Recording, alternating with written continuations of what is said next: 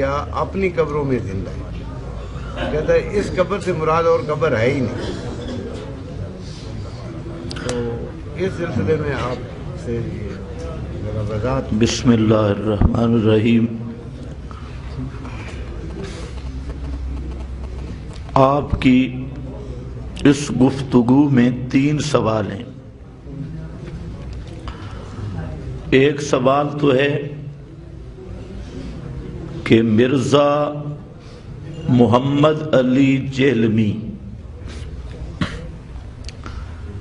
اس کے مختلف کلپس جو شائع ہو رہے ہیں، تو بعض ذہن میں رکھ لیں کہ مرزا محمد علی جہلمی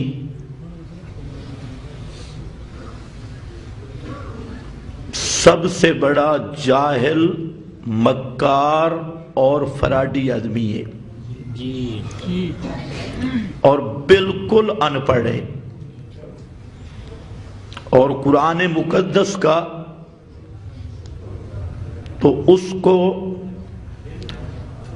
فہم دور تک بھی حاصل نہیں۔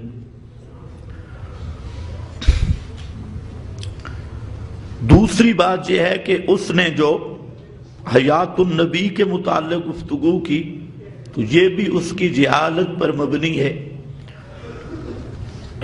کسی مسئلہ پر گفتگو کے لیے ضروری ہے کہ فریقین کا عقیدہ اور دعویٰ، جواب دعویٰ معلوم ہو، جبکہ مرزا جہلمی کو سوائے چند اردو رسائل کے مطالعہ کے اور اس کا عربی تو پڑھ بھی نہیں سکتا، سمجھنا تو دور کی بات ہے، اور اردو میں بھی خود اپنے شٹل، فراڈ، استنباط، اور وہ بھی انتہائی بودے قسم کے۔ مسئلہ حیات النبی میں جو اصل مابین نزاع ہے وہ 3 چیزیں ہیں۔ ایک چیز یہ ہے کہ حضرات انبیاء کرام علیہم السلام پر جو موت کا ورود ہے یہ حبس روح کے ساتھ ہے یا انفقاق یا اخراج کے ساتھ ہے۔ پہلا مسئلہ یہ ہے کہ ہم یہ کہتے ہیں کہ موت کا ضابطہ اور قانون یا حقیقت موت عرفی کی سب کے لیے ایک ہے، اور وہ ہے روح کی بدن سے جدائی۔ اور نمبر 2، یہ جو روح بدن سے جدا ہوئی قیامت تک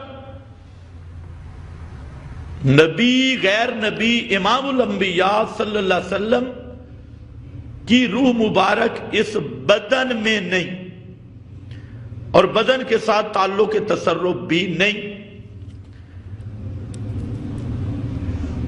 جبکہ جو فریق مخالف ہے وہ پہلے تو اخراج روح کا ہی قائل نہیں، وہ کہتے ہیں کہ اندر بند ہوئی روح۔ پھر جو اخراج روح کے قائل ہیں وہ کہتے ہیں جیسے احمد رضا خان ہے یا ہمارے بعض اہل بدعت دیوبندی للڑ، وہ یہ کہتے ہیں کہ روح پھر واپس آ گئی اور ارواح انبیاء ان کے اجساد مبارکہ کے اندر موجود ہیں۔ ایک آن کی آن موت طاری ہوئی، پھر روح کو واپس کر دیا گیا، اور اس وقت ارواح انبیاء اجساد عنصریہ کے اندر موجود ہیں۔ دوسری بنیاد یہ۔ تیسرا یہ کہ موت کے بعد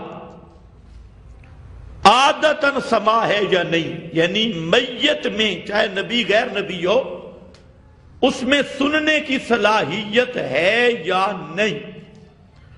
ہم کہتے ہیں کہ میت میں سماع کی صلاحیت نہیں ہے کیونکہ اسباب نہیں. ہاں اللہ رب العزت اگر کسی کو کوئی بات چاہے کسی میت کو سنوا دے، یہ اللہ تعالیٰ کی مشیت اور قدرت ہے، یہ خرق کی عادت ہوگا، باقی عادتاً کسی میت کے لیے سماع نہیں.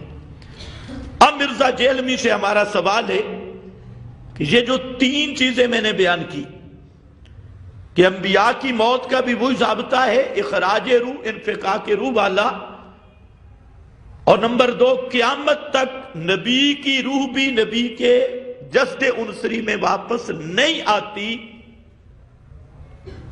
اور عادتاً سماع نہیں انبیاء غیر انبیاء کا.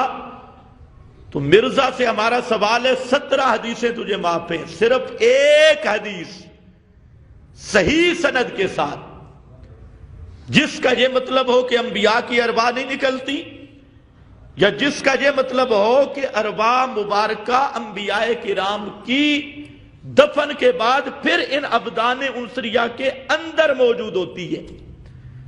باسند صحیح صرف ایک حدیث پیش کر دے. مرزا جیلمی کیا، اس کا دادا مرزا قادیانی بھی قبر سے نکل آئے تو وہ بھی ایسی روایت پیش نہیں کر سکتا. اور ہمارے ان 3 سکوں پر 100 آیت قرآن مقدس کی موجود ہے، 100 آیت. لیکن اب آپ خود اندازہ کر لیں جی عنایت اللہ شاہ صاحب سے پہلے یہ مسئلہ نہیں تھا تو اس نے کہا ہاں قرآن عنایت اللہ شاہ صاحب سے پہلے آیا یا بعد میں آیا؟ یہ مسئلہ تو قرآن میں ہے، اور پھر صحابہ کی زبان سے ہے، اور خود رسول اللہ صلی اللہ علیہ وسلم کی جو آخری دعا ہے اللہم اسألک الرفیق الاعلی اللہم اجعلنی بالرفیق الاعلی اللہم الحقنی بالرفیق الاعلی. مرزا جیلمی ابلیس کو ان کا میرا خیال ہے پتہ ہی نہیں 10 حدیثیں کٹھی کڑی ہیں رفیق اعلیٰ کی. اور رفیق اعلیٰ کیا ہے؟ تمام محدثین متفق ہیں المکان الذی یسکنون فیہ ارواح الانبیاء. اور خود بخاری میں ہے یا ابتا من جنت الفردوس مأوا، کہ وہ رفیق اعلیٰ جنت الفردوس ہے. اور یہ بھی بخاری میں ہے کہ جنت الفردوس کا لنٹر اللہ کا عرش ہے. اب اس جیلمی کو کون سمجھائے؟ تو میں نے عرض یہ کی ہے کہ یہ 3 چیزیں ہیں. اگر مرزا جیلمی میں جرأت ہو تو اس پہ اب لائق قلب، کیفیت موت، اور پھر ارواح کا ابدان کے اندر ہونا انبیاء کے لیے، اور عادتاً سننا، ان 3 چیزوں پر کوئی دلیل قرآن سے شروع کرے یا صاف اقرار کرے کہ قرآن مقدس میں یہ مسئلہ نہیں، تو پھر انشاءاللہ ہم قرآن سے دکھا دیں گے. اور اس کے بعد احادیث بہقی، وہ جو بہقی کا حوالہ دے رہا ہے اس میں بھی خیانت کی. اس بہقی کے حیات الانبیاء رسالہ میں وہاں تو یہ لکھا ہے کہ لم یترک، پیغمبر کو 40 دن کے بعد قبر میں رکھا ہی نہیں جاتا، قبر سے باہر آ جاتی ہے. اور جو سیوطی بہقی کی بات کر رہا ہے وہ تو نبی اللہ حیٌ فی قبری یسیر فی اطراف الارض کیف یشاء ویتصرف فی العالم، کہ پیغمبر چلتے پھرتے ہیں، جہان کا کاروبار کرتے ہیں اور تصرف کرتے ہیں.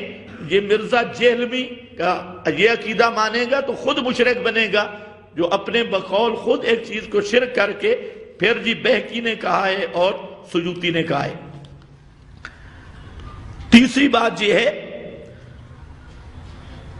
کہ قبر کی بات جو اس نے کی ہے کہ قبر کوئی اور ہے ہی نہیں، یہ بھی اس کی جہالت ہے. اب دیکھیں فرعونیوں کو غرق کیا گیا، اور اس میں ایک جملہ سمجھنے والا ہے. قرآن پاک میں ہے اغرقوا فادخلوا نارا، غرق ہوئے اور فوراً آگ میں داخل ہو گئے. تمام اہل سنت، ابن کثیر ہی اٹھا لیں، تمام اہل سنت کہتے ہیں کہ ھذا اصل کبیر فی اثبات عذاب القبر، عذاب قبر کے ثابت کرنے پہ یہ سب سے بڑی دلیل ہے. اب یہاں کس چیز کو قبر کہا گیا؟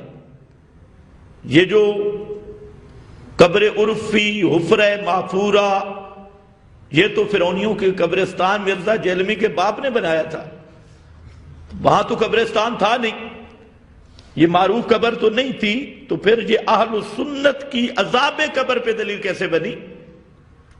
حالانکہ تمام اہل سنت اس کے قائل ہیں۔ تو اصل میں یہ علمی مسائل اس جاہل جہلمی کے بس کا روگ نہیں ہے۔